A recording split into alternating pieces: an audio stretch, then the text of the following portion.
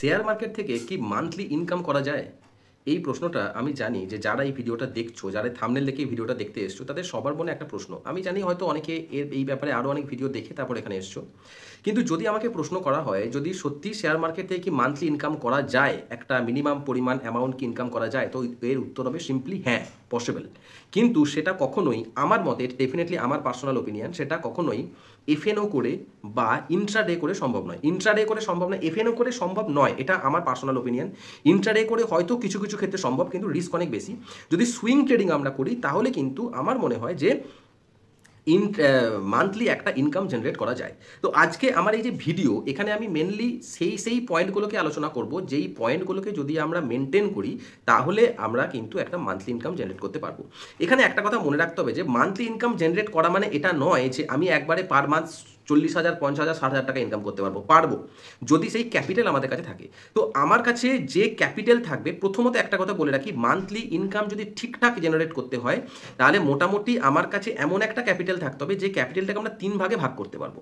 আমি step by step আসি, আমি এটাকে তারপরে আলোচনা করছি। প্রথম কথা, আমাদেরকে সুইং ট্রেডিং করতে হবে। তার জন্য সুইং ট্রেডিংয়ের জন্য আমাকে স্টক সিলেক্ট করতে হবে। এই স্টক সিলেকশনের দুটো পদ্ধতি। একটা হচ্ছে যে কালকের দিনে বা আগামী 4-5 দিন বা এক সপ্তাহের মধ্যে কোন স্টকটা ভালো পারফর্ম করতে পারে, তো সেই স্টকগুলো বিচার করার বা সেই স্টকগুলো তুলে আনার দায়িত্ব আমি আমার কাঁধে নিতে পারি। যদি এখানে ভিডিওর কমেন্টে যদি তোমরা বলো, তো সেক্ষেত্রে আমি প্রতিদিন সন্ধেবেলায় একটি করে ভিডিও আপলোড করব, যেখানে কালকের দিনের ইম্পর্টেন্ট স্টক যেগুলোকে আমরা আমাদের র্যাডারে রাখতে পারি এবং কেন রাখতে পারি সেই নিয়ে আমি প্রতিদিন একটি করে ভিডিও আনবো। যে ভিডিওতে আমরা প্রতিদিনের ইম্পর্টেন্ট স্টকগুলো নিয়ে আমরা আলোচনা করবো যে কালকের জন্য কোন স্টকটা ভালো হতে পারে, 1 নাম্বার। 2 নাম্বার হচ্ছে সুইং ট্রেডিং ছাড়াও আরেকটা পদ্ধতিতে আমরা টাকা জেনারেট করতে পারি, সেটা হচ্ছে ডিভিডেন্ড পদ্ধতি। মানে যে সমস্ত স্টকগুলো ডিভিডেন্ড দেবে আগামী দিনে, সেই সমস্ত স্টকগুলোকে আমি স্ক্যান করে নিয়ে এলাম এবং সেই স্টকগুলোর মধ্যে কোন স্টক আছে যাদেরকে আমরা সত্যি ইনভেস্ট করার যোগ্য এবং যাদের ফান্ডামেন্টাল এবং চার্ট প্যাটার্ন অ্যাট প্রেজেন্ট দাঁড়িয়ে ভালো জায়গায় আছে, সেই সমস্ত স্টকগুলোকে আমরা বাছাই করলাম এবং সেই সমস্ত স্টকগুলো আমরা অ্যাডারে রাখলাম। তো আমরা মেনলি দুটো জিনিস নিয়ে আলোচনা করবো। প্রথমত, কালকের দিনের দাঁড়িয়ে ভালো স্টক কোনগুলো পারফরমেন্স দিতে পারে, 1 নাম্বার, ইরেসপেক্টিভ অফ তার বিভিন্ন নিউজ বা ওরকম কিছু বাদ দিয়ে শুধুমাত্র চার্ট প্যাটার্ন বা এগুলোর উপর ডিপেন্ড করে। 2 নাম্বার হচ্ছে ডিভিডেন্ড স্টক, কোন স্টকগুলো ডিভিডেন্ড দিতে পারে। ওকে, তো এই দুটো গেল মেন আমাদের স্টক সিলেকশন। সেকেন্ড যেটা আমাদের করতে হবে সেটা হচ্ছে আমি কতটা টাকা জেনারেট করব। এখানে আমার থাম্ব রুল, আমার যেটা মনে হয় সেটা আমার মানে প্রত্যেকের করা উচিত যে একটা স্টকে আমি 3 থেকে 4 ম্যাক্সিমাম 5% পর্যন্ত যখন আমাকে আপসাইড দেবে, প্রফিট দেবে, আমি সেই স্টক থেকে বেরিয়ে আসবো। হ্যাঁ, যদি এটা হয় যে কোনো একটা স্টক আজকের দিনে দাঁড়িয়ে 11-12% এগিয়ে গেল, হতেই পারে, খুব রেয়ার কেস হয়, বাট হয়, তো আমি কি করব, পরের দিনের শুরুতেই কিন্তু সেই স্টকটাকে আমি বেচে দেবো। বা যদি আমরা দেখি যে সেই দিনের শেষ পর্যন্ত বিকেল 3:15, 3:20 পর্যন্ত, মানে আমি 3:15-20 বলছি, 3:30 অবধি যাচ্ছি না, যদি দেখি যে সেই স্টকটা আরও বড় পরিমাণে 10-11% দিয়েছে, আমি সেই দিনই সেই স্টকটাকে বেচে দেবো। সুইংয়ের জন্য সেটাকে হোল্ড করে রাখবো না। এখানে অনেকে আমার সাথে ডিফার করতে পারে, অনেকে মনে হতে পারে কালকেও তো স্টকটা বেশি পরিমাণ দিতে পারে, ডেফিনেটলি পারে, আবার উল্টোটাও হতে পারে, পড়েও যেতে পারে। কাজেই আমরা সবার আগে আমাদের যে লোভ সেটাকে আমরা সংবরণ করতে হবে। একটা স্টককে আমরা 3 থেকে 4%, ম্যাক্সিমাম 5% যখন আপসাইড দেবে, আমাদের যখন 5% প্রফিট হয়ে যাবে, টপ লেভেল বলছি 5%, তখন আমরা সেই স্টক থেকে বেরিয়ে আসবো। ঠিক আছে, সেই ট্রেড কেটে বেরিয়ে আসবো। উল্টো দিকে যখন আমরা, এবং এই সুইংয়ের ক্ষেত্রে আমরা ডেফিনেটলি একটা স্টপ লস রাখবো। আমরা যে স্টকটাকে সিলেক্ট করলাম, সেই স্টকটা যদি আমরা দেখি যে 5%, 6% পড়ে যাচ্ছে, আমরা কি স্টকটাকে ধরে রাখবো? না, আমরা ডেফিনেটলি একটা স্টপ লস রাখবো। এবং সেই স্টপ লসটা কখনোই আমার পার্সেন্টেজ বেসিসে হবে না, সেটা হবে চার্টের বেসিসে। আমি চার্টের বেসিসে একটা স্টপ লস রাখবো এবং স্টপ লস হিট করা মানে আমার ট্রেড কেটে বেরিয়ে আসবে।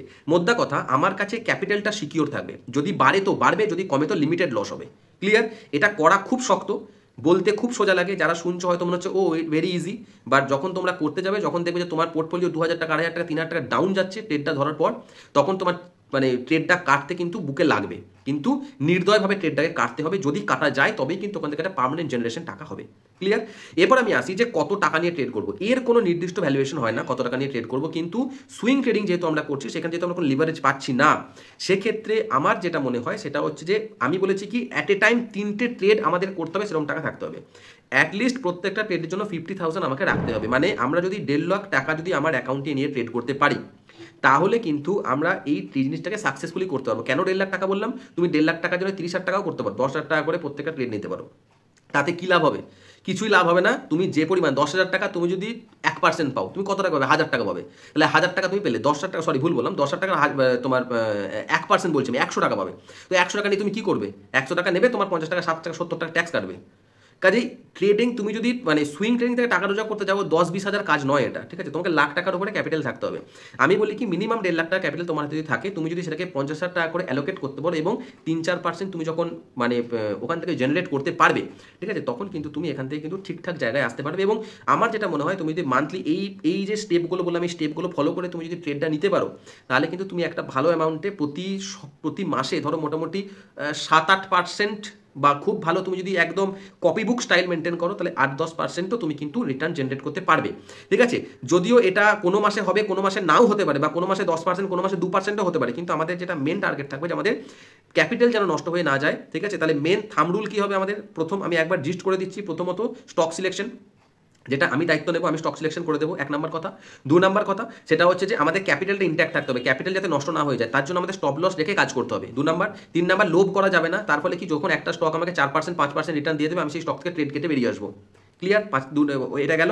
আর লাস্ট সব থেকে মেন ইম্পর্টেন্ট যেটা, সেটা হচ্ছে এই যে পুরো প্রসিডিওরটা আমি বললাম, এই প্রসিডিওরটা আমরা স্ট্রিক্টলি ফলো করবো। যদি আমরা ফলো করি তাহলে কিন্তু মান্থলি আমরা একটা রিটার্ন জেনারেট করতে পারবো। যদি আর খুব কম টাকা নিয়ে ট্রেড করতে আসবে না। হ্যাঁ, এটা হতে পারে যে আমার কাছে 10-20 হাজার টাকা আছে, আমি নিজেকে জাস্ট চেক করার জন্য আমি কিছুদিন এটা করছি, সেটা ওকে, ইটস ওকে, সেটা নিয়ে কোনো সমস্যা নেই। তুমি যদি চাও যে আমি শুধুমাত্র চেক করতে চাইছি নিজেকে, যে আমি কতটা মেনটেন করতে পারছি, সেটা তুমি করতে পারো খুব কম টাকা নিয়ে। বা তুমি তাহলে এক্ষেত্রে তুমি টাকা নষ্ট না করে তুমি যে অ্যাপগুলো আছে না, যে অ্যাপগুলো তোমার পেপার ট্রেডিং করা যায়, তুমি সেগুলোতে করতে পারো পেপার ট্রেডিং। তবে পেপার ট্রেডিং করাটা খুব বেশি রেলিভেন্ট হয় না, কারণ তুমি যখন বড় টাকা নিয়ে ট্রেড না করবে ততক্ষণ পর্যন্ত তুমি নিজের সেন্টিমেন্টকে কন্ট্রোল করতে পারবে না।